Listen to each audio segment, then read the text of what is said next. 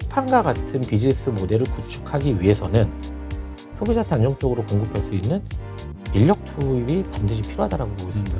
이렇게 M&A가 많이 이렇게 활성화된다는 거, 매물로 나온다는 거는 뭐 시장에 긍정적으로 봐야 되는 거겠죠?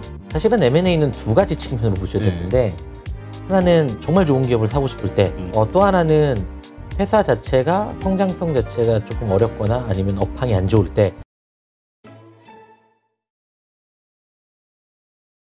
오늘 모신 분은요, 하나투자증권의 남성현 수석 연구위원을 모셨습니다. 안녕하세요. 안녕하세요. 네. 일단 지금 올해 그 많은 커머스 플랫폼 회사들이 이제 뭐 M&A도 있었고요. 뭐 미국의 쿠팡 같은 경우는 상장도 했었고 참 여러 가지 일들이 있었잖아요. 온라인과 오프라인 유통 업체들의 올해 현황 어떻습니까? 일단 실적으로 보면 뭐 전체적으로 당연히 기저효과 때문에 좀 상당히 좋고요. 올해 뭐 실적 측면으로 놓고 봤을 때는 오프라인 쪽에서는 백화점 업체 성장률이 상당히 조금 높았습니다. 그 정말 오랜만에 뭐 두 자릿수 이상의 성장률을 기록을 했는데 2019년 대비해서 보더라도 전체 성장률은 좀 앞서가고 있는 추세고요.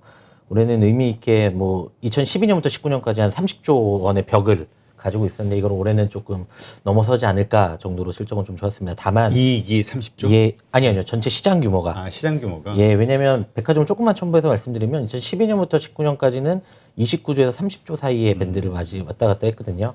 뭐 전체적인 산업 사이클 자체는 사실은 더 성장 국면이라고 보기는 어려웠는데 지난해 코로나에 따른 부분에 따른 기저효과가 있었고 또 하나는 뭐 잘 아시는 명품 판매량이 좀 증가하기 시작을 하면서 신규 명품 채널로서의 부각이 되기 시작하면서 전체적인 산업이 좀 올라갔고요.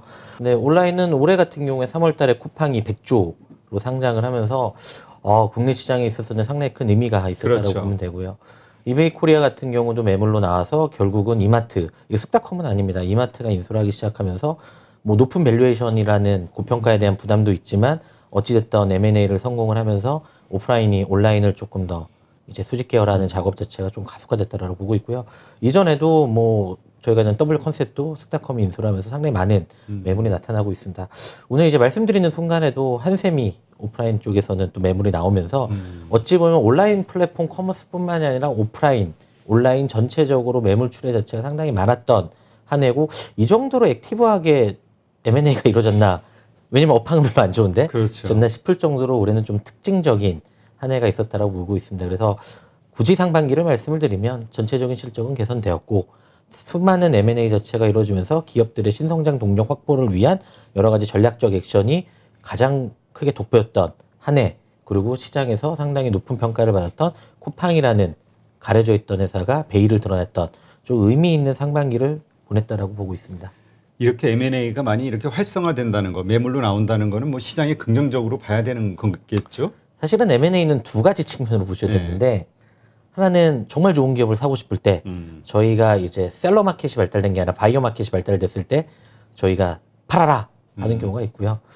또 하나는 회사 자체가 성장성 자체가 조금 어렵거나 아니면 업황이 안 좋을 때 더 이상 본인의 역량 가지고는 운영을 할 수 없을 때 매물이 나타나는 부분이라서 지금 시점은 확실한 특징은 어쨌든 추가적으로 성장할 거다라고 보이는 온라인 업체들의 매물은 상당히 많이 나오는 부분이긴 하지만 거꾸로 보면 자체적인 역량을 가지고 이 회사의 기업 가치가 더 이상 올라갈 수는 없다. 예, 뭐 있지 않을까라는 의구심이 드는 한계 기업일 수도 있는 거네요. 이게. 그러니까 기업이라고 하는 게 요즘 참 어려운 게 단일 플랫폼 내에서의 뭔가 라이프 사이클을 통해서 기업이 성장하는 형태는 아니고 기업 간의 장벽 자체가 계속해서 무너지는 구간으로 진입을 하게 됐거든요.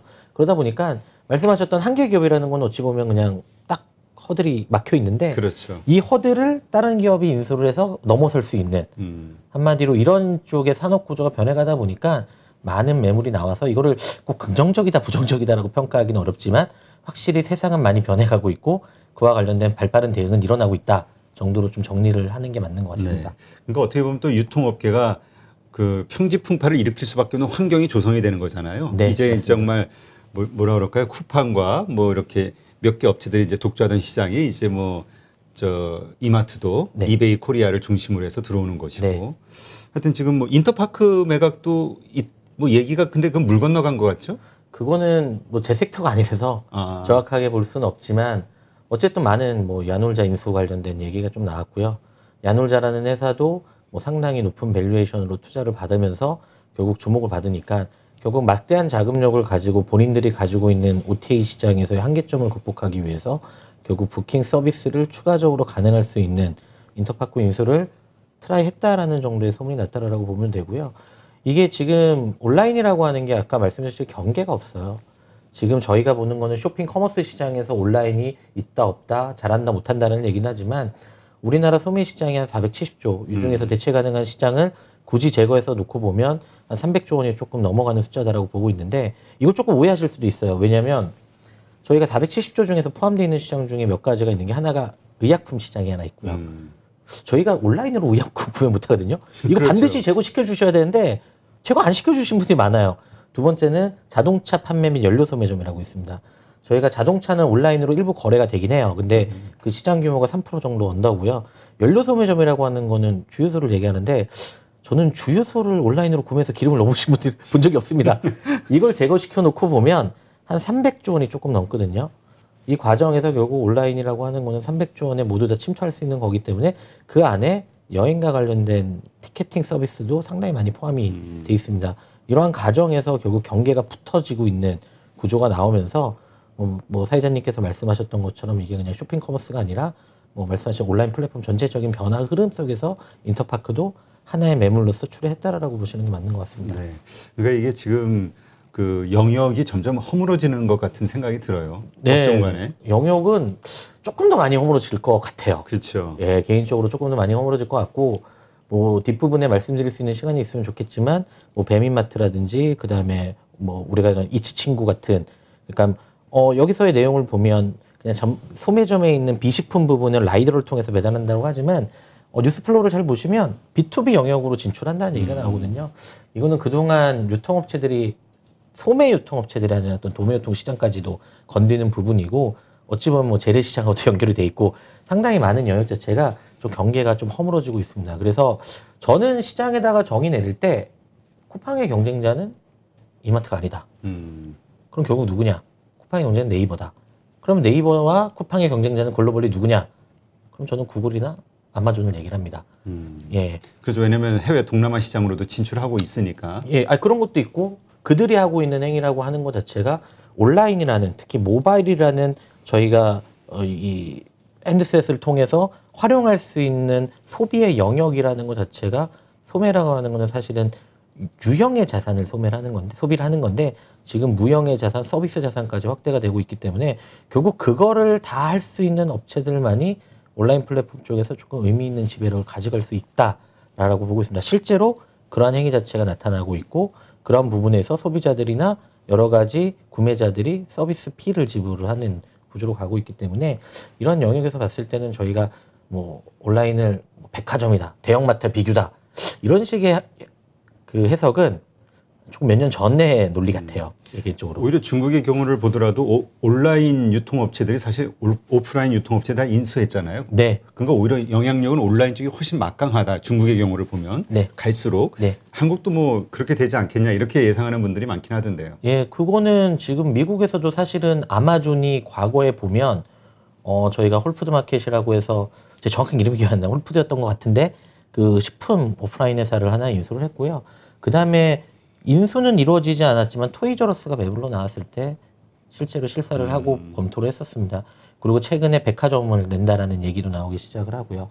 결국 소비라고 하는 측면 자체가 온라인이냐 오프라인으로 나눠서 소비가 되는 부분은 아니고 소비자 입장에서는 구매할 수 있는 채널 경로 자체가 온라인도 생겼기 때문에 온라인으로 일정 부분 편의성을 추구하는 소비자들이 이동하는 현상이 발생을 했거든요. 그렇다면 과연 저희가 생각해야 될 문제가 그럼 모든 소비자들이 온라인으로 넘어갈 거야?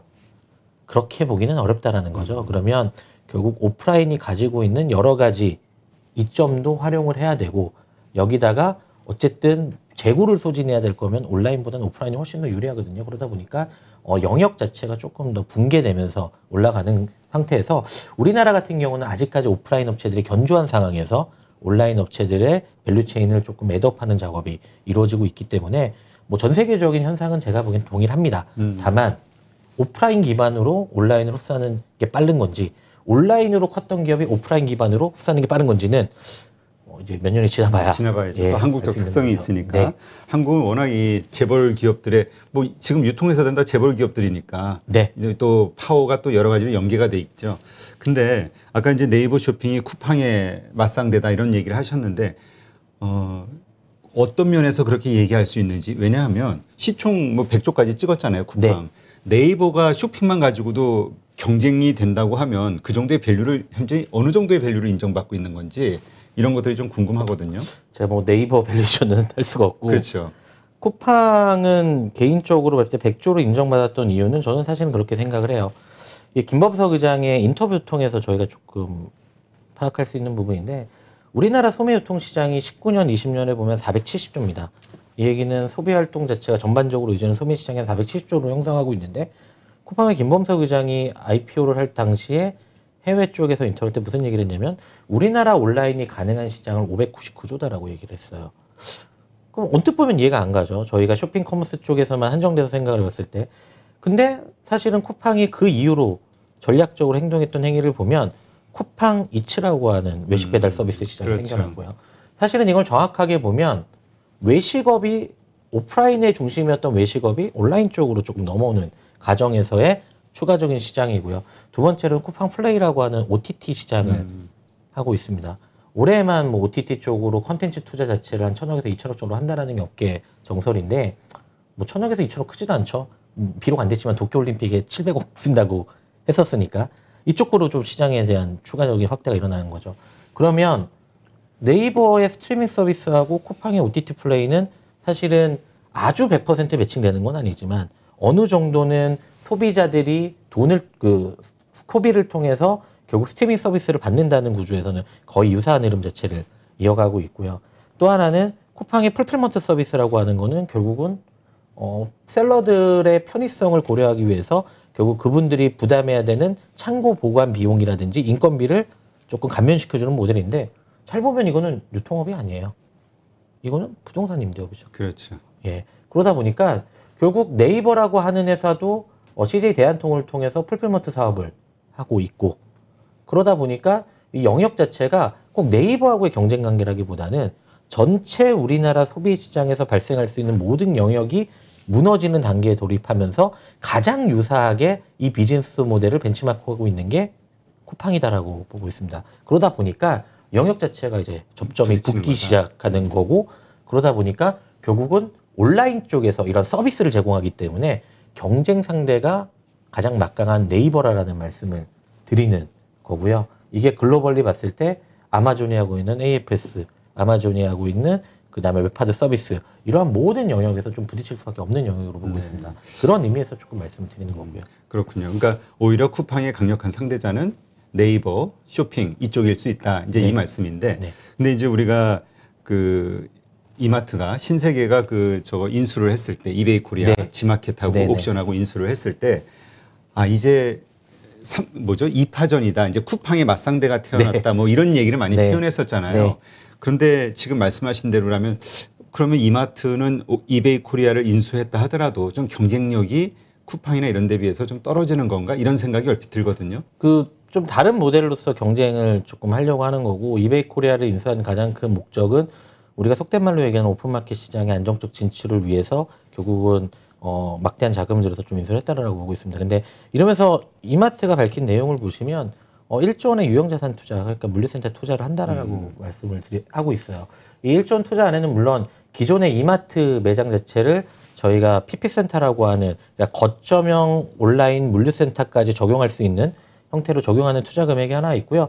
또 하나는 대형 물류센터를 생규로 투자를 하면서 결국 온라인 시장에 적극적인 대응을 한다라는 얘기가 있는데 아직까지 이 부분에 있어서 2파전이라고 저는 판단을 안 하는 것 중에 하나가 물류센터라고 하는 거는 사실은 잘 보셔야 되는 게 두 가지예요. 물품을 보관할 수 있는 투자가 있고요. 하나는 물품을 배송해 줘야 되는 투자가 있어요.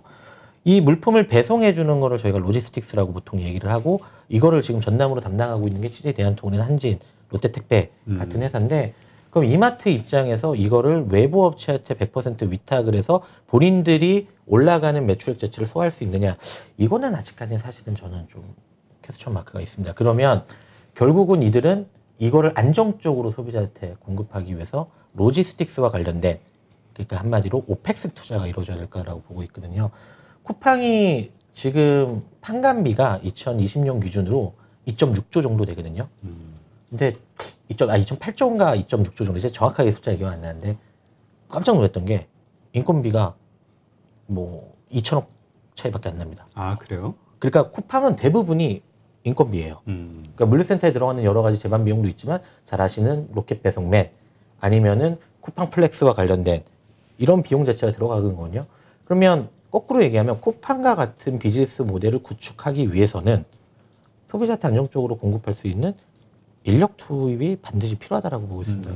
근데 아직까지 이마트 쪽에서는 이런 부분에 대해서는 밸류체인을 구축했다라는 얘기가 들리지 않고 이거를 지금 어쨌든 네이버하고의 지분을 섞으면서 네이버가 지분을 섞었던 대한통운하고의 여러 가지 협력 가능성을 저희가 언급을 하지만 대한통운이 모든 이마트에 커져가는 물량을 전적으로 해줄 수 있을까?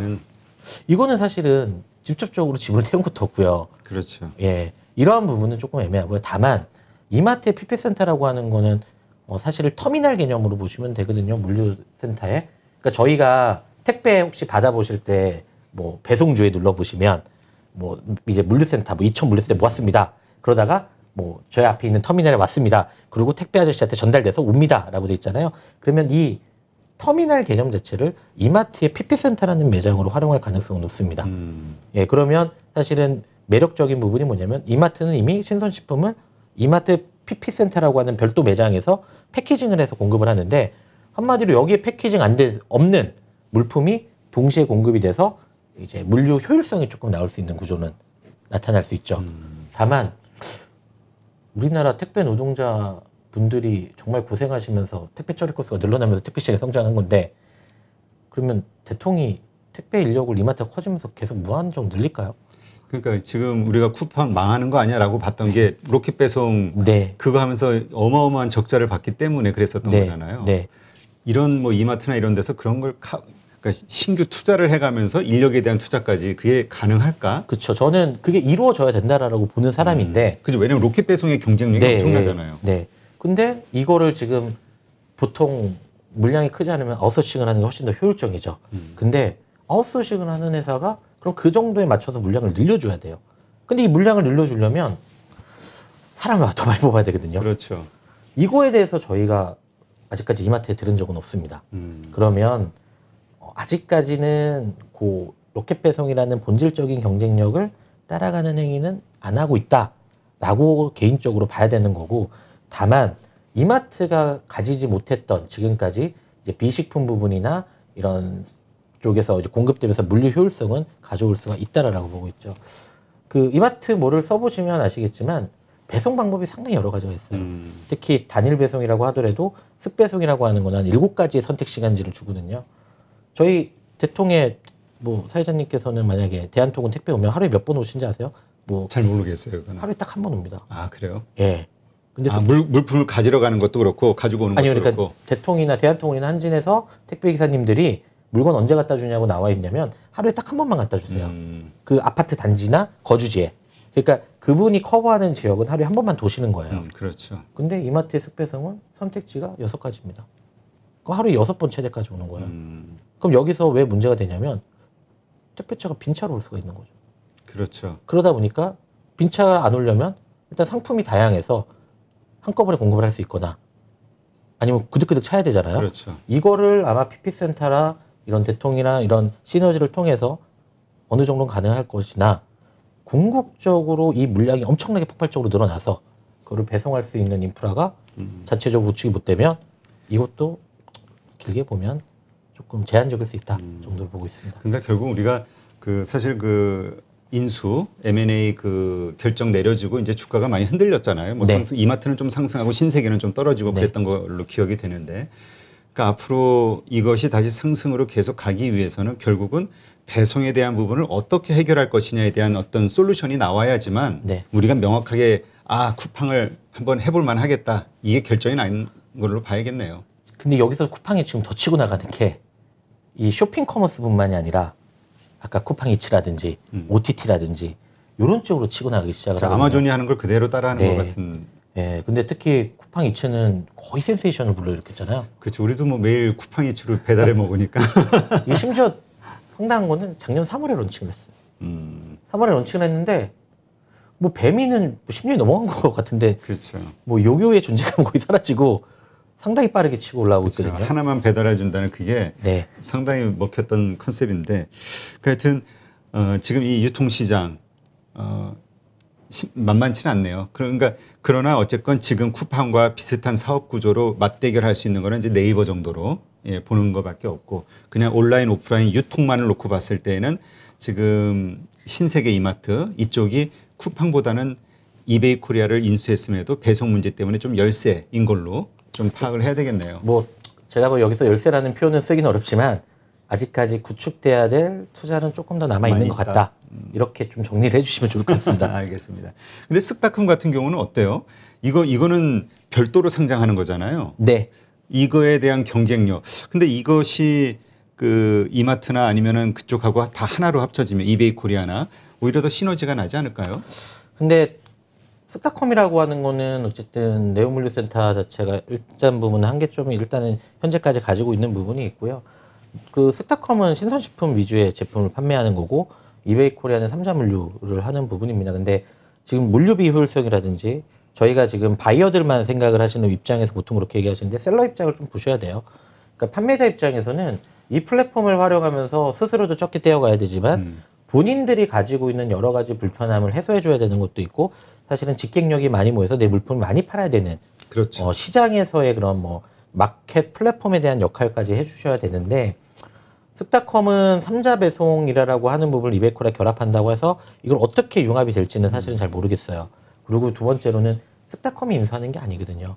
그렇죠. 이마트하고는 어쨌든 물리적으로 분할이 돼 있는 거고 그러다 보니까 이게 과연 상장을 해서 공모자금을 조달해서 어떤 식의 투자 자체가 일어날지 모르겠지만 식품 부분의 강점은 정말 저도 인정을 합니다. 다만 이 아까 앞서 말씀드렸던 여러 가지 소비자들이 원하는 다양한 세그멘트 영역 자체를 안정적으로 침투할 수 없는 현재 구조에서 봤을 때 쓱닷컴의 사업적 역량이 정말 엄청나게 치고 올라올 수 있을 거다라고 보기는 사실은 조금 아직까지 애매하고 실제로 최근에 쓱닷컴의 취급고가 올라오는 속도가 그렇게까지 뛰어나진 않아요.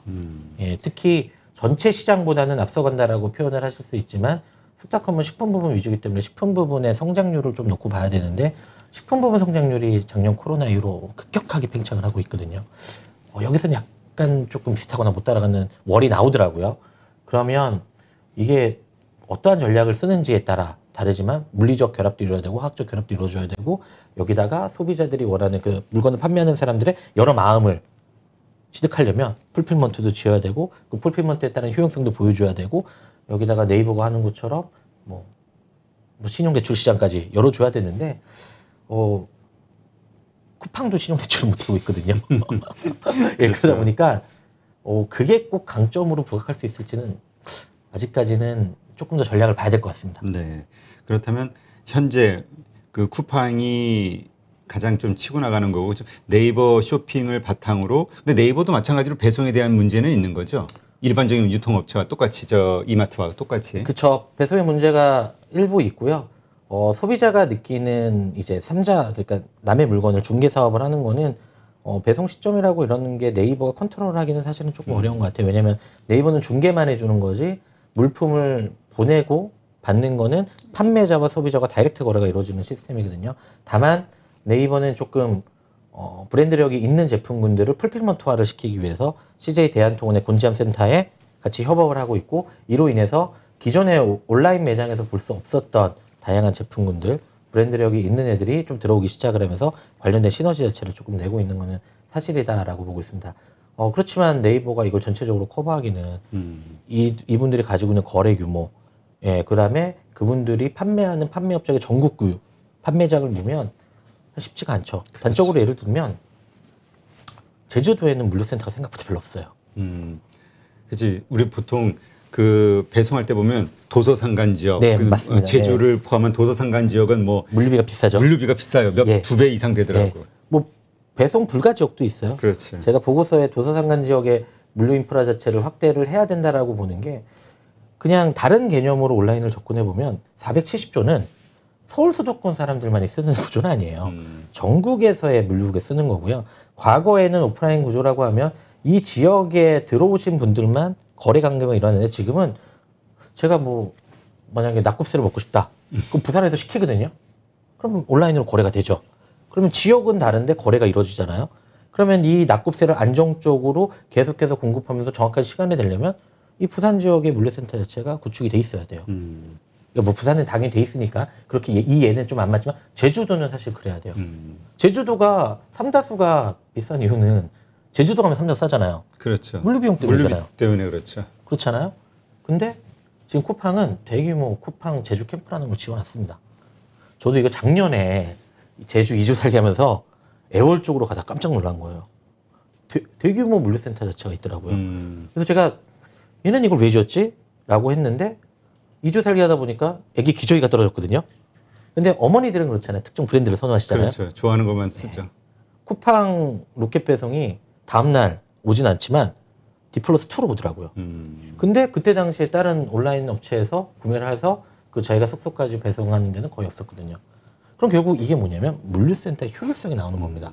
결국은 배를 통하든 비행기를 통하든 물품을 제주 캠프에다가 쌓아놓고 이 물품의 주문이 들어왔을 때 이 물품 바로 즉시 공급하는 형태가 되는 거거든요. 반대도 있죠. 천혜향을 쌓아놨다가 서울로 발송을 하면서 이 구조로 가져가는 거고. 그러다 보니까 이러한 부분에 대한 물류센터를 이미 많이 지어놓은 게 쿠팡입니다. 그리고 상장 자금 5조 원을 가지고 더 짓겠다고 하고 있는 거고. 이거는 택배 회사보다 더 많아요. 그게 이제 결국 쿠팡의 로켓 배송으로 대변되는 어떤 물류 경쟁력이죠.